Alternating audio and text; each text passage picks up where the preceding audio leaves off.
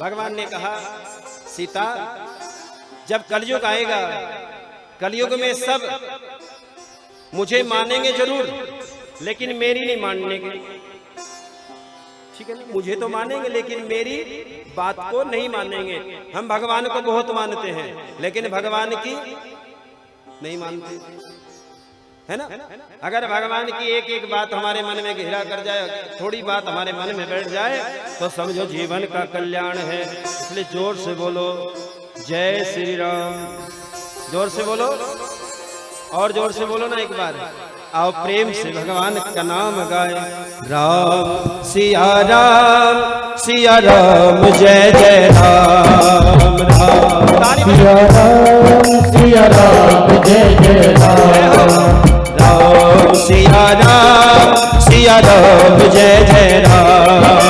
राम सिया राम, सिया राम जय जय राम।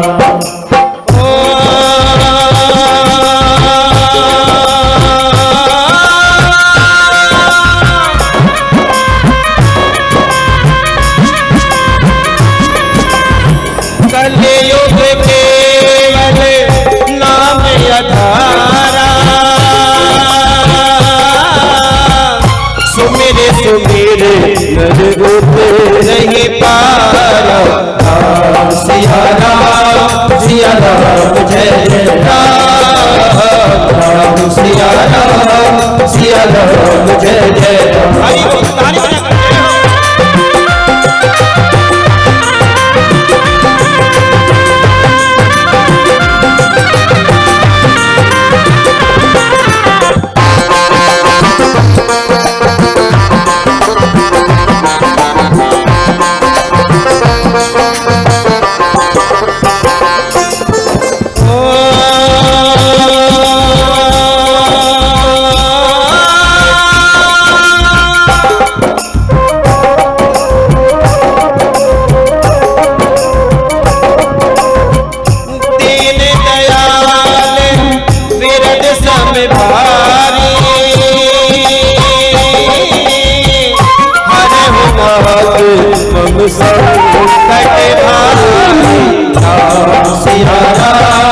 सिया राम जय जय राम। राम सिया राम, सिया राम जय जय राम। प्रेम से हाथ उठाकर ताली बजा मेरे नाम से बोलो श्यामती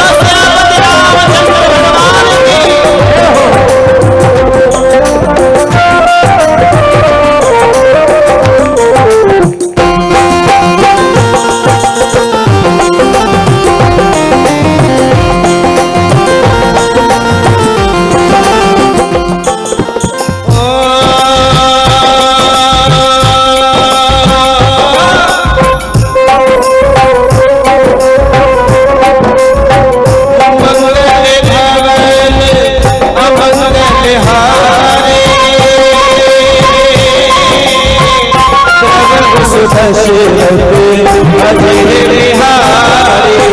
राम सिया राम, राम जय जय राम। राम सिया राम, सिया राम जय जय राम। राम सिया राम, सिया राम जय जय राम। राम सिया राम, सिया राम जय जय राम। जोर से बोले जय श्री राम। जोर जोर से बोले जय श्री राम। भगवान का पावन चरित्र है रामचरितमानस। ऐसा पावन रामचरित्र जिसको सुनने से जीवन में आनंद आता है। उसी पावन ग्रंथ में कुछ स्पर्श करेंगे भगवान के चरित्र का, क्योंकि सुखदेव जी महाराज भगवान की कथा के माध्यम से राजा परीक्षित को ये कथा सुना रहे हैं। वरना रामचरितमानस तो 9 दिन में पूरी नहीं होती। राम का जीवन तो ऐसा जीवन है, बड़ा मर्यादित जीवन है, बड़ा ही मर्यादित जीवन है। ऐसा जीवन है जो हमें पल पल संदेश देता है, पल पल हमारे जीवन में हमें कैसे रहना है ये उपदेश देता है। ऐसा राम का जीवन है। राम जी, किसके यहाँ राम जी का जन्म हुआ था देवियों? ए मैया, किसके यहाँ भगवान का जन्म हुआ था? हैं? कहाँ हुआ था? कहाँ हुआ था राम जी का जन्म? कहाँ हुआ था? हम कहाँ रहते हैं? अयोध्या कहाँ है? हम उत्तर प्रदेश में रहते हैं और उत्तर प्रदेश में ही अयोध्या है। आप बड़े ही किस्मत वाले हैं। मैं हरियाणा कथा करने के लिए गया, पंजाब गया, हिमाचल गया, लेकिन याद रखना अपने उत्तर प्रदेश की जो भूमि है, जहाँ कन्हैया आए हैं, जहाँ राम आए हैं, आप बड़े धनभागी हैं। ऐसी पावन भूमि पर रहते हैं जहाँ राम जी के चरण पड़े हैं। ऐसी सौभाग्यशाली भूमि में आप रहते हैं। राम का जीवन मर्यादित जीवन है। राम जी आए अयोध्या में। कहाँ आए देवियों? अयोध्या में। और राम जी के जीवन के बारे में कहा गया है कि मंगल भवन अमंगल हारी, द्रवहु सुदशरथ अजिर बिहारी, अजिर बिहारी। भगवान की कथा कैसी है? मंगल भवन अमंगल हारी, जो मंगलता का हरण कर लेती है, जो जीवन में सदैव मंगल करती है, ऐसी कथा राम कथा है। इसलिए भगवान की पावन कथा को हृदय से सुने। राम का जीवन हमारे जीवन में मर्यादाएं पैदा करता है। राम जी गए, किसके यहाँ भगवान का जन्म हुआ? राजा दशरथ के यहाँ। मनु और शत्रुपा ने तपस्या की, और मनु शत्रुपा ने जब तपस्या की, तपस्या करने के बाद भगवान नारायण पहुंचे तो भगवान ने कहा मांगो क्या चाहिए? उन्होंने कहा भगवान अगर देना चाहते हैं तो सबसे पहले मनु ने कहा महाराज आप मेरी पत्नी के पास जाएं, मेरी पत्नी जो आपसे मांगेगी सबसे पहले अधिकार उसी का है, वो ही मांगेगी, क्योंकि स्त्री का स्वभाव है मांगना। ये बिन मांगे रह नहीं सकती। पति एक बार कह देगा कोई बात नहीं, भाग्य में नहीं था, नहीं सही, मामला मामला खत्म। लेकिन पत्नी ना, ऐसा ना हो सके, मुझे को मिलेगा जरूर।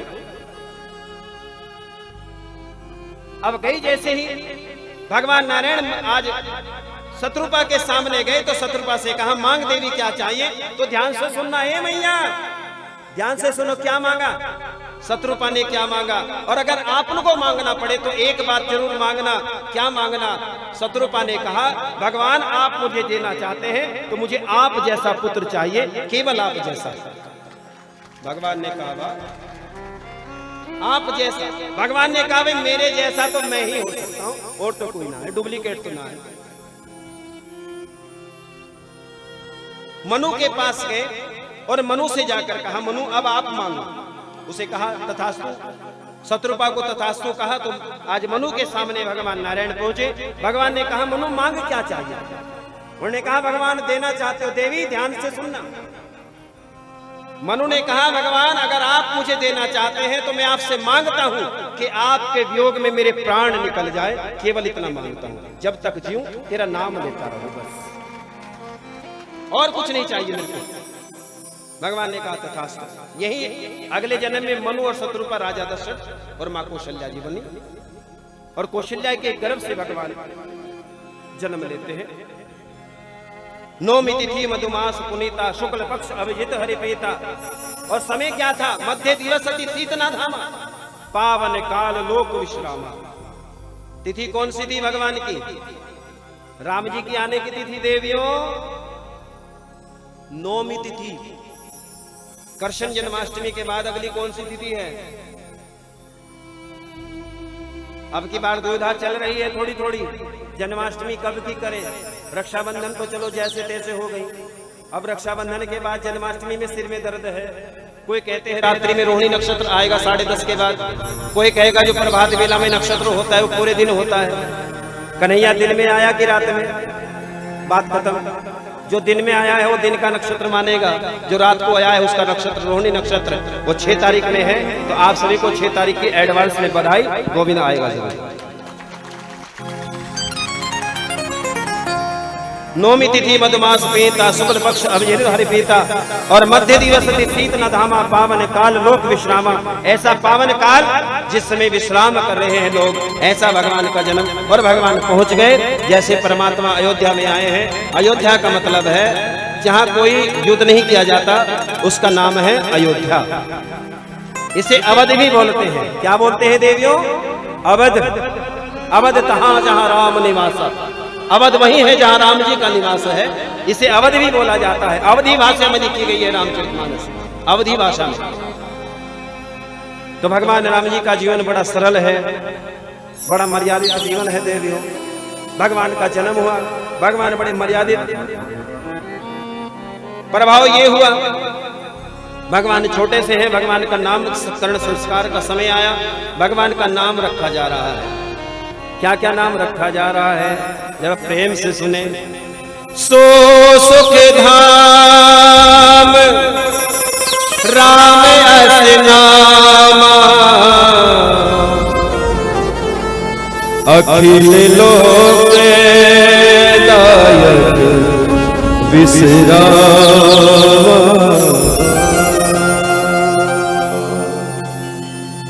मध्य दिवस शीत न धामा, पावन काल लोक विश्राम। विश्व भरण पोषण कर जोई, ताकर नाम भरत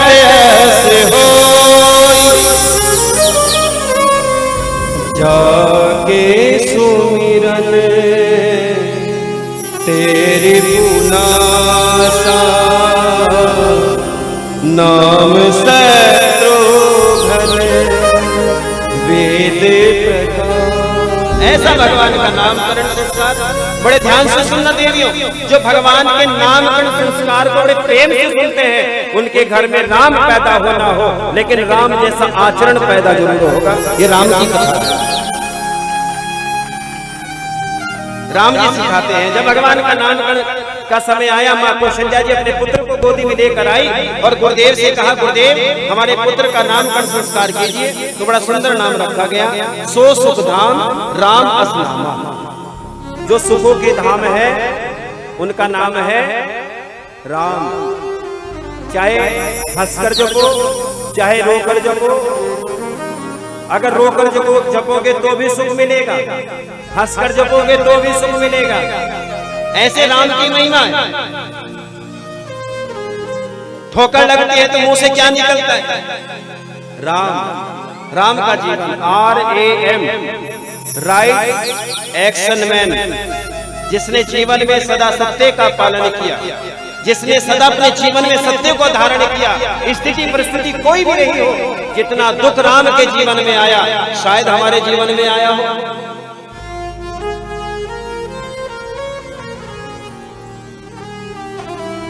राम जी का जीवन सो सुख धाम राम अस नामा।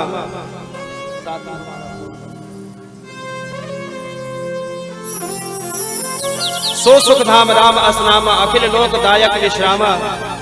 नाम रखा गया राम। और विश्व भरण पोषण कर जो ही ताकर नाम भरत अस होई। विश्व का भरण पोषण जो करता है उसका नाम है, क्या नाम है? भरत।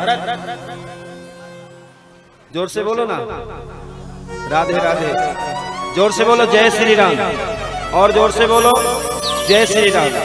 और जैसे आज सुमित्रा जी अपने दोनों बालकों को गोदी में लेकर आई, तो जिसके यहाँ जुड़वा बालक हो जाए तो उसका विचार करो, उसकी स्थिति बेचारी की कैसी रहती है। एक इस कांच में है, दोनों बालकों को लेकर गई, जाकर कहने लगी, प्रभु देखो हमारे बच्चों का नामकरण संस्कार करो। तो बड़ा सुंदर भाव लिखा है, जाके सुमिरन तेरी पुनासा, नाम शत्रुघ्न वेद प्रकाश। नाम क्या है? बड़े पुत्र का नाम रखा गया शत्रुघ्न। ए मैया, नाम क्या रखा गया? सुमित्रा जी के बड़े पुत्र का नाम बताओ। हैं? कितने पुत्र थे? सबसे छोटे का नाम, सबसे छोटे का नाम। लगता है मुझको राम कथा सुनानी पड़ेगी एक बार यहां जरूर, तभी लोगों के मन में राम आएगा। बड़े पुत्र का नाम है शत्रुघ्न। संत जी खड़े हो गए, संतों ने कहा महाराज आपने नामकरण गलत कर दिया। जिसने शत्रुओं का नाश किया, जिसने कुंभकर्ण को मारा, जिसने रावण को मारा, जिसने मेघनाथ जैसे बड़े बड़े धुरंधरों को समाप्त करवा दिया, उसका नाम रख दिया राम। और जिसने कहीं किसी को नहीं मारा, उसका नाम रख दिया शत्रुघ्न। शत्रुघ्न मैंने शत्रुओं का घन, जो शत्रुओं को समाप्त करता है।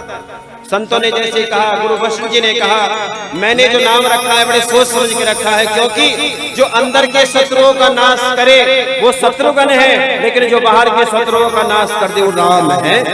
शत्रुघ्न ने अपने अंदर के सभी शत्रुओं का नाश किया, इसलिए नाम हुआ शत्रुघ्न।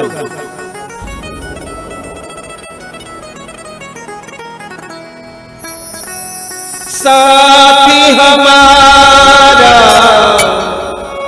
कौन बनेगा, तुम ना सुनोगे तो कौन सुनेगा।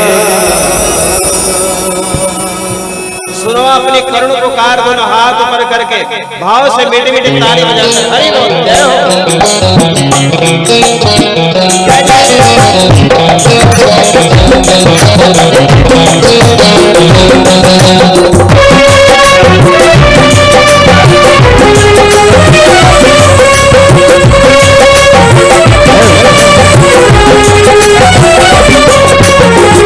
साथी हमारा कौन बनेगा, साथी हमारा कौन बनेगा, तुम ना सुनोगे तो कौन सुनेगा, तुम ना सुनोगे तो कौन सुनेगा।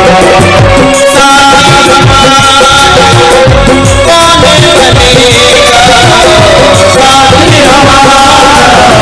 कौन बनेगा, साथी तुम ना सुनोगे तो कौन सुनेगा,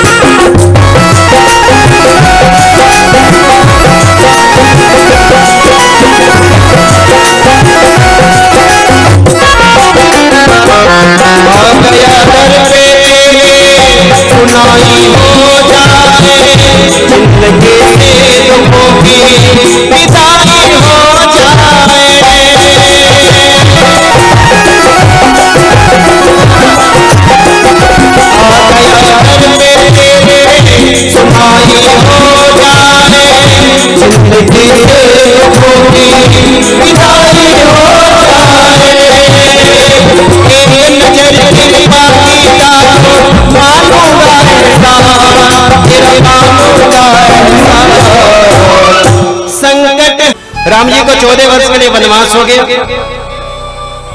कैकेयी मैया ने वरदान मांगा, राजा दशरथ से कहा, राजा दशरथ तापस वेश विशेष उदासी ही 14 वर्ष राम वनवासी।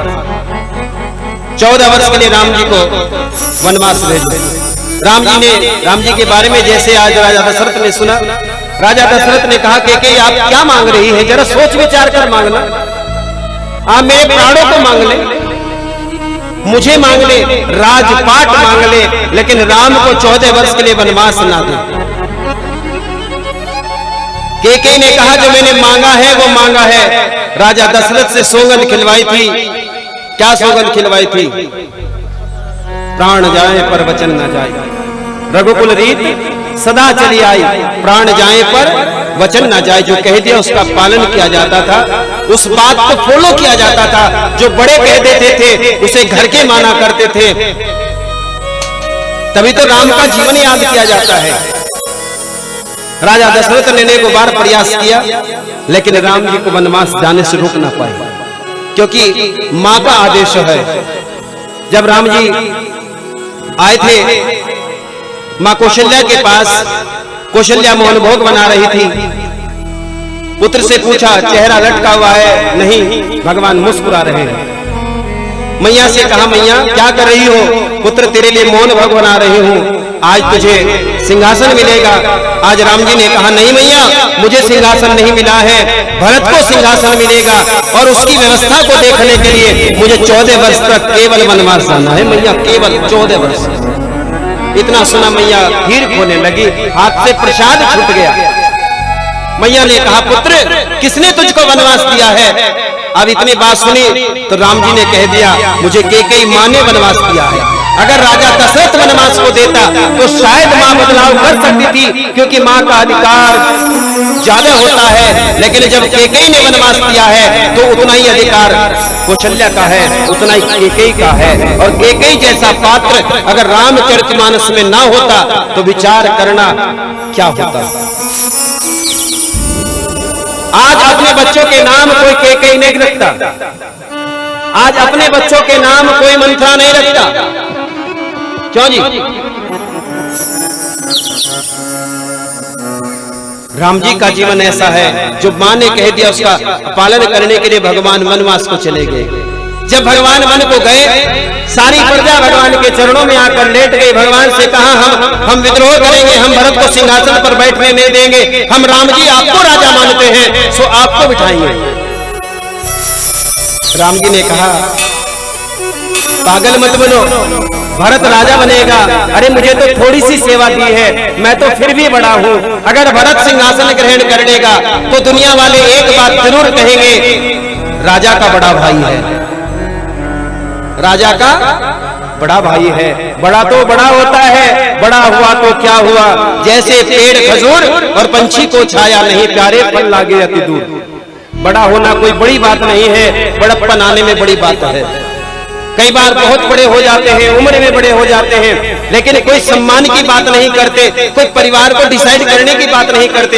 एक छोटा सा बालक आता है, आपको सही रास्ता बताकर चला जाता है। यानी बड़ा वो होता है जो हमें सही रास्ता दिखाए। राम जी वनवास को चले गए। तमसा नदी के किनारे से भगवान आगे बढ़े।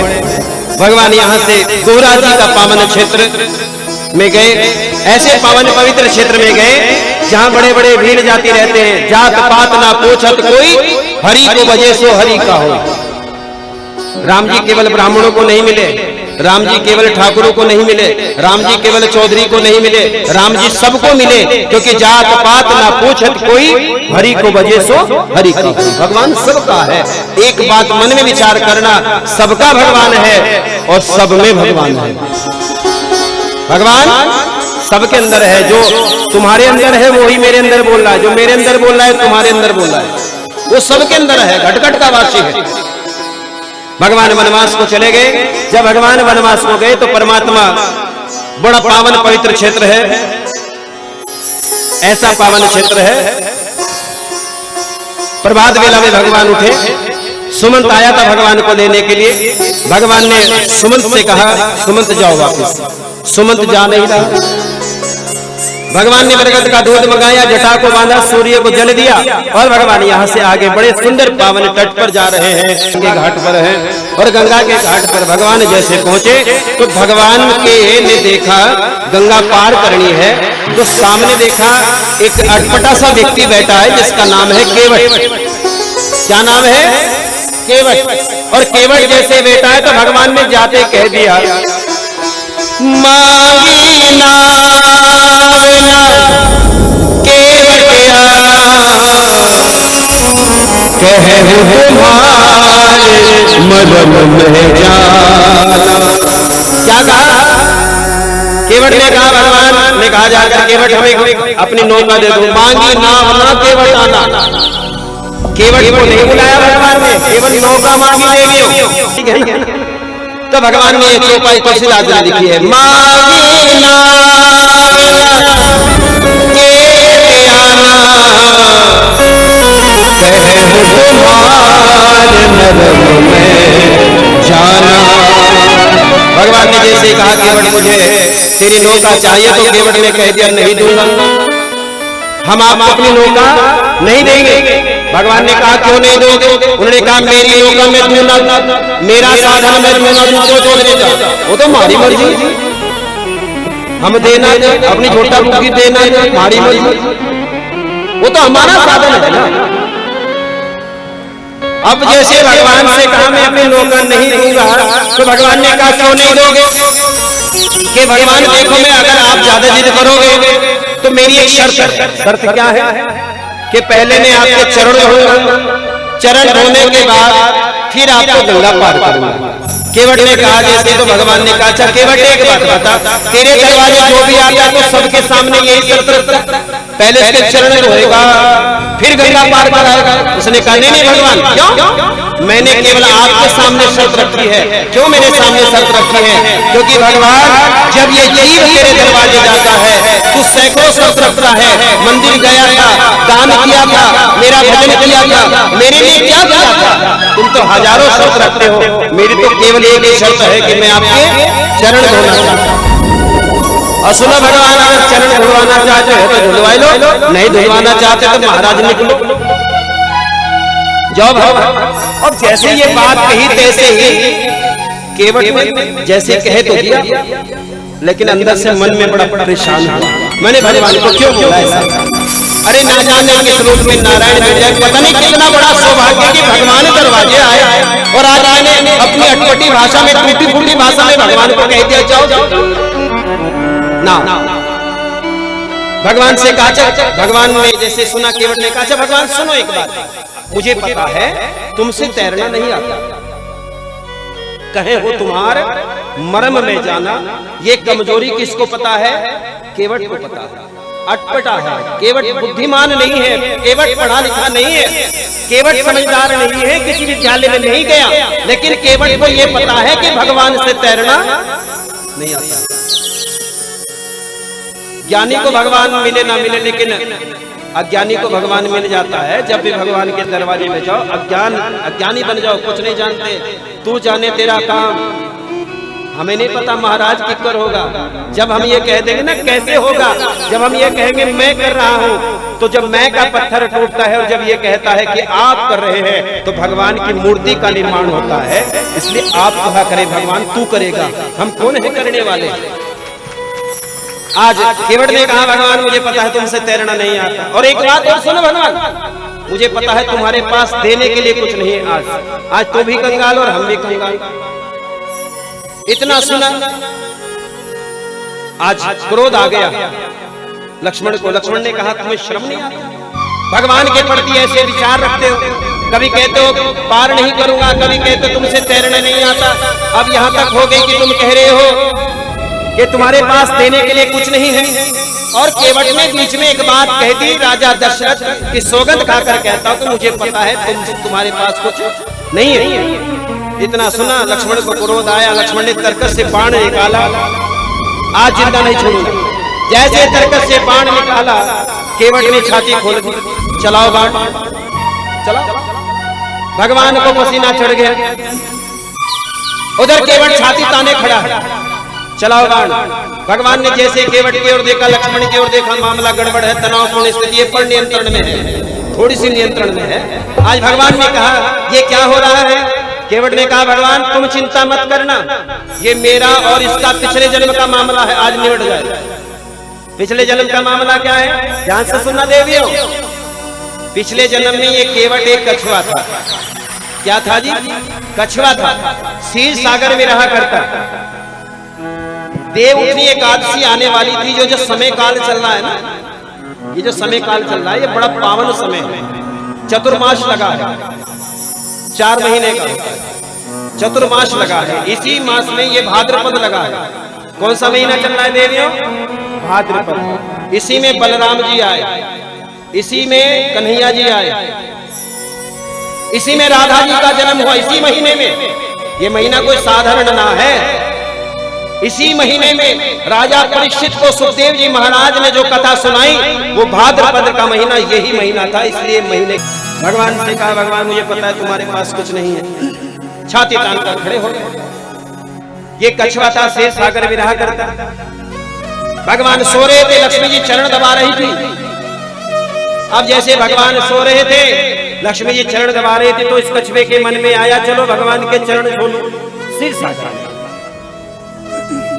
जैसे धीरे धीरे चला, भगवान के चरण छूने का मन में जिज्ञासा लेकर चला। जब लक्ष्मी जी ने सोचा भगवान की निद्रा में व्याधा आएगी, भगवान जग जाएंगे, इसलिए कछुए को देखकर आज सिर सागर में मां लक्ष्मी ने शेषनाग को आदेश दिया इसे पीछे हटाओ।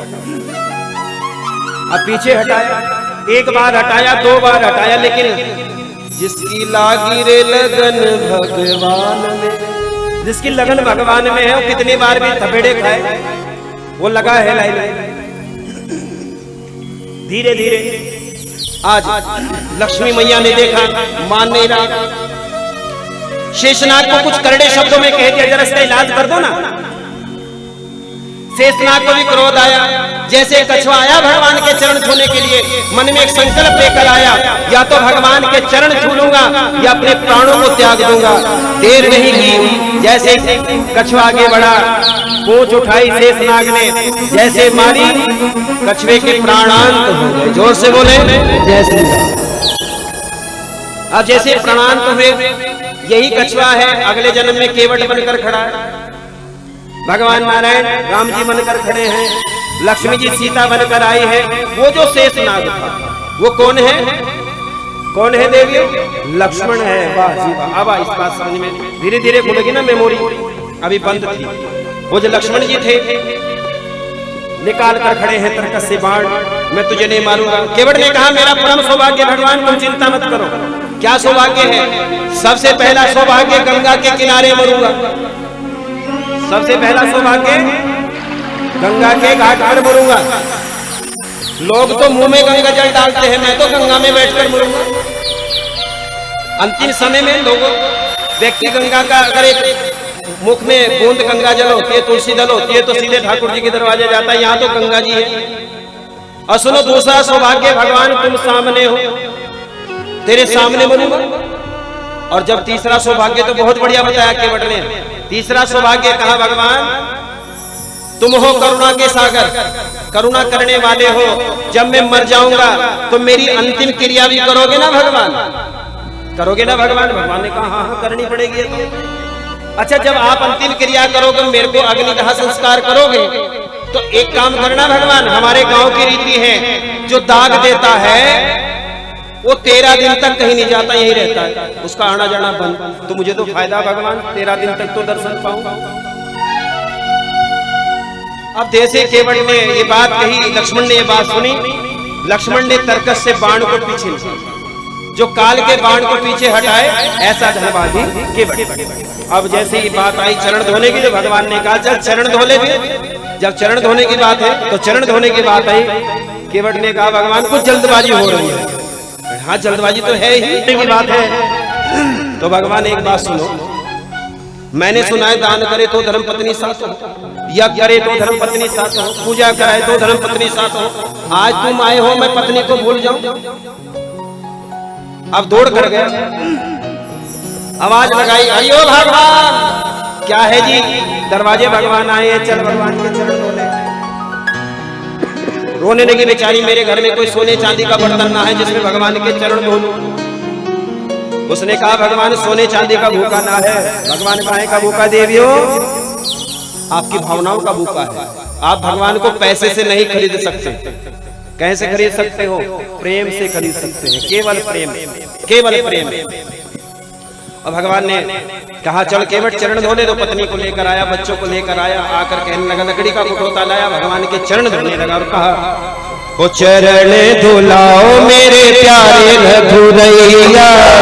ताली बजाकर जरा प्रेम से हरि चरण धुलाओ मेरे प्यारे रघुरैया, चरण धुलाओ मेरे प्यारे रघुरैया, चरण धुलाओ मेरे प्यारे रघुरैया। भुलैया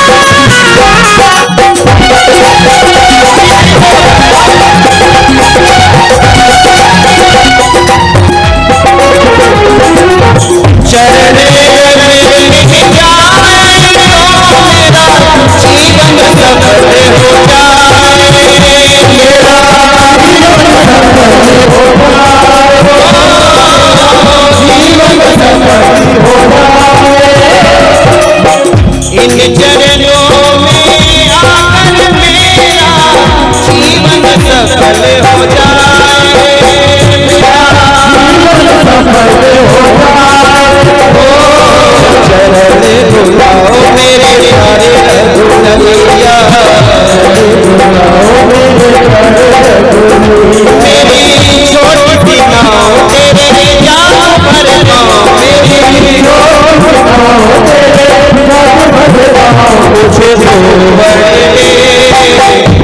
डाला जा रहा प्रेम से, केवट धो रहा है भगवान का चरण। 1 घंटा हो गया, 2 घंटे हो गए, 3 घंटे हो गए, लेकिन केवट को तो पता नहीं कि समय क्या हुआ। ये तो प्रेम होता है, इसमें समय का भान नहीं होता। 2-3 घंटे हो गए, शाम होने वाली थी तो भगवान ने, लक्ष्मण ने भगवान से कहा, भगवान जल्दी करो, कुछ ऐसी युक्ति करो वरना आज तो चरणों में रह जाएंगे। कुछ ऐसी युक्ति करो ताकि आगे की यात्रा भी हो जाए। भगवान ने कहा, केवट जल्दी जल्दी चरण धोले, मुझे गिरने का डर है। इतना सुना केवट अचंभे में गया, भगवान क्या कहा आपने? अरे केवट जल्दी चरण धोले, मुझे गिरने का डर है। अरे एक पैर पर व्यक्ति कितने समय खड़ा होगा? 1 घंटा 2 घंटा, यहाँ तो भगवान एक ही पैर पर, शाम हो गई, पैर बदलने का मौका भी ना दे, एक पर ही भगवान खड़े हैं। तो केवट ने कहा, भगवान जरा एक बार और जोर कर बता दो, मुझे सुना नहीं। भगवान ने कहा, केवट जल्दी जल्दी चरण धोले, मुझे गिरने का डर है। केवट ने कहा, भगवान तेरे पास भी अवसर है, मेरे पास भी अवसर है, मेरे सर के ऊपर हाथ रख दे राम, तुझे भी सहारा मिल जाएगा और मुझे भी सहारा। मेरे सर के ऊपर हाथ रखना, काहे टेंशन ले रहा? भगवान ने देर नहीं की, चल हो गया काम। अच्छा अब चल, बस अब तो कहने, हाँ आओ बैठो। नौका पर भगवान विराजमान हो गए। जैसे नौका थोड़ी सी चली, कुछ दूर चली, जब दूसरा किनारा आने वाला था, छोर आने वाला था दूसरा किनारा, केवट ने क्या किया, नौका को पीछे घुमा लिया। उतारने की बजाय नौका पीछे घुमाई। 1 चक्कर लगवा दिया, 2 चक्कर लगवाई दियो, 3 4 5 6। लक्ष्मण ने कहा, भगवान ये क्या हो रहा है, कुछ कहो ना इसको। उसने कहा, मैं कुछ नहीं कह सकता। भगवान ने कहा, मैं क्या कह सकता हूँ, मैं तो आज बन गया इसके चक्कर में। लेकिन फिर भी भगवान ने कहा, केवट जल्दी जल्दी पार कर दे, हमें चक्कर आ रहे हैं। जैसे केवट ने सुना, भगवान ने कहा, तो केवट ने कहा, भगवान चिंता मत करो, फिर भगवान तुमसे बढ़िया तो हम हैं। क्यों? आप हमें 84 लाख योनियों में चक्कर लगवाते, हम तो आपसे कोई शिकायत नहीं करते। जैसे पड़ेगे, जैसे जहां घेर दिए, कीड़ा बना दिया तो, मकोड़ा बना दिया तो, बिच्छू बना दिया तो, जो बना दिया रहेगा। कभी तुमसे शिकायत नहीं करते भगवान। आपको मैंने 2-4 चक्कर क्या लगाए भगवान, आपको चक्कर आ गए तो तुमसे बढ़िया तो हम। भगवान ने कहा, सारे वादे एक साथ।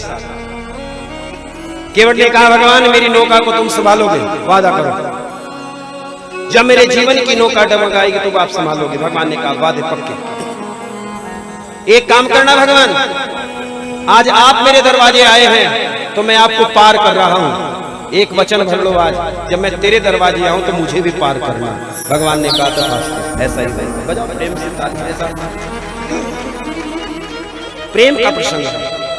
अब भगवान ने, सीता जी ने देखा भगवान की ओर, एक मुद्रिका उतारी, प्रेम की मुद्रिका उतार कर दी। सभी जानते हैं जैसे ये मुद्रिका दी भगवान को, भगवान ने जैसे केवट से कहा केवट लो क्या है प्रभु, ये उतराई है, तुमने हमको पार किया है ना, उसकी उतराई है, उन्होंने कहा भगवान में हम आपसे नहीं लेंगे। क्यों? सुनो भगवान, तुम्हारी और हमारी बिरादरी एक है, तुम्हारी और हमारी बिरादरी एक है। भगवान ने कहा तुम्हारी बिरादरी एक है, हमारी बिरादरी एक है। हाँ, कैसे? हम क्षत्रिय वंश में पैदा हुए, आप कश्यप बिरादरी में पैदा हुए, हमारी बिरादरी तुम्हारी कैसे बराबर होगी? उन्होंने कहा भगवान एक काम सुनो, तुम्हारा काम भी है पार उतारना। मैया, अरे ओ मैया, भगवान ने कहा, केवट ने कहा भगवान तुम्हारा काम भी है पार उतारना, मेरा काम भी है पार उतारना। अंतर बस इतना है, तो भवसागर से पार करता है और मैं गंगा पार करता हूँ। एक ही बात है, काम ही है दोनों का पार उतारना। अच्छा अब बताओ, भगवान ने कहा यहाँ तो बराबर ठीक है बात, यहाँ तो बराबर की मामला है। अच्छा एक बात बताओ, तो मैंने सुना है भगवान के नाई से ना नाई लेते और धोबी से न धोबी ले, कि नाई से नाई हजामत बनाने के नहीं लेता। क्या कहते हैं, बिरादरी का मामला है, जब मैं आऊं तो मेरी बना दूं। के नाई से न नाई लेते और धोबी से न धोबी ले, नाई से नाई नहीं लेता, धोबी से धोबी कपड़ा धुलाई के नहीं लेता। बिरादरी का बड़ा ध्यान रखता है व्यक्ति, जब बिरादरी की बात आती है तो चाहे घर का घेर बन जाए लेकिन ध्यान रखेगा इस बात का। भाई से भाई, उन्होंने कहा भगवान अगर देना चाहते हो तो तुमसे मांगता हूं कि आप आए मोरे घाट, प्रभु मैंने उतार दियो, और जब मैं आऊं तेरे घाट प्रभु मोहे उतार दियो। भगवान ने कहा सारे वादे साथ, अब गंगा पार, ये पकड़ मुद्रिका। उन्होंने कहा भगवान मैं नहीं लेने, तुम ही रखो अपने पास। और सुनो भगवान, अगर देना चाहते हो, वरदान देना चाहते हो, बस एक काम करना भगवान, जब 14 वर्ष बाद आओ तो यहीं से आना, कभी उधर से निकल जाओ, कोई और रास्ता ढूंढ लो, इसी से आना। और भगवान आए भी 14 वर्ष बाद, जब भगवान वनवास के बाद लंका के राजा रावण का अंत किया, हनुमान जी से मिले भगवान, अनेकों प्रकार के भगवान की मंगल कथा है। भाई भाई का प्रेम है रामचरितमानस। सगे भाई है 3, मामराज जी सगे भाई है 3। क्यों कह रहा हूं, मामराज भगवान के प्रेमी रहते हैं। राम जी को वनवास के बाद भगवान पहुंच गए थे, लंका के राजा रावण को कांत किया, तो 3 भाइयों की कथा है। एक भाई है राम लक्ष्मण भरत और शत्रुघ्न, एक भाई है रावण कुंभकर्ण और विभीषण जी, तीसरे कौन से हैं जो सगे हैं, बाली और सुग्रीव, ये भी सगे हैं। कौन है जी? सगे भाइयों की कथा रामचरितमानस ऐसा पावन ग्रंथ है भगवान का। राम नाम आधार जिन्हें वो जल में राह बनाते हैं, जिन पर कृपा राम करे वो पत्थर भी तर जाते हैं। रामायण को केवल कहानी नहीं है, रामायण केवल आनंद नहीं है, रावण केवल राम की पावन कथा हमारे जीवन का दर्पण है। अभी भगवान का जन्म उत्सव भी है, क्योंकि राम का नाम जिसे आधार है, जिसने राम जी के जीवन को अपना आधार बनाया है, उनके लिए भाव ताली बजाकर प्रेम से राम नाम आधार है।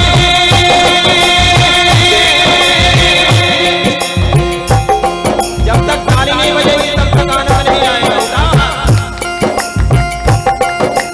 राम नाम आधार जिन्हें वो जल में राह बनाते हैं, पर कृपा नाम करे तो पत्थर भी तर जाते हैं, पर कृपा नाम करे तो पत्थर भी तर जाते हैं। राम नाम आधार जिन्हें, राम नाम आधार जिन्हें वो जल में राह बनाते हैं, पर कृपा नाम करे तो पत्थर भी तर जाते हैं, पर कृपा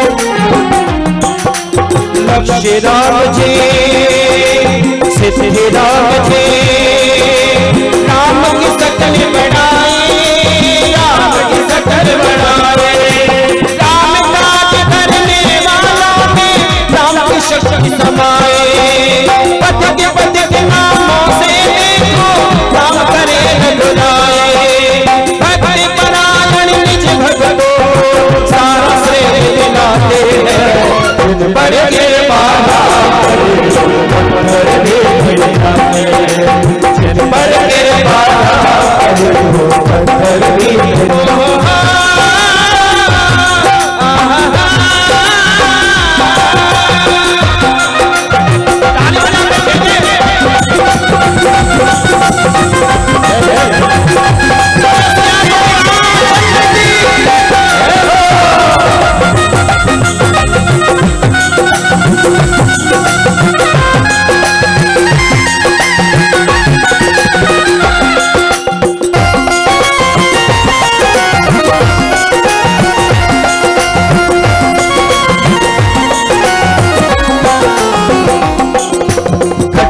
बस के आप ही अपना नाम रटा देते हैं नाम रटा देते हैं हर कारण में निज भक्तों का हाथ बटा देते हैं बाधा के सारे पत्थर राम हटा देते हैं अपने ऊपर लेकर सारा भार हटा देते हैं पर के मारा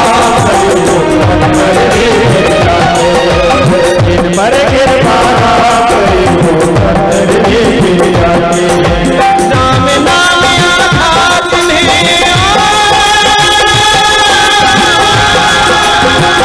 राम नाम आघात में वो जल मेरा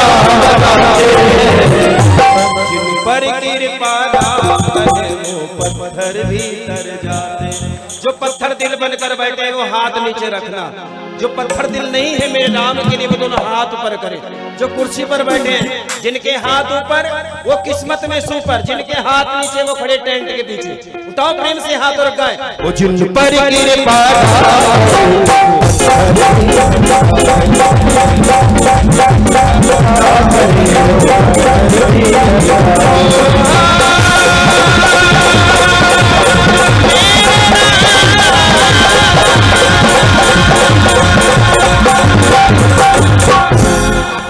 श्यापति रामचंद्र भगवान की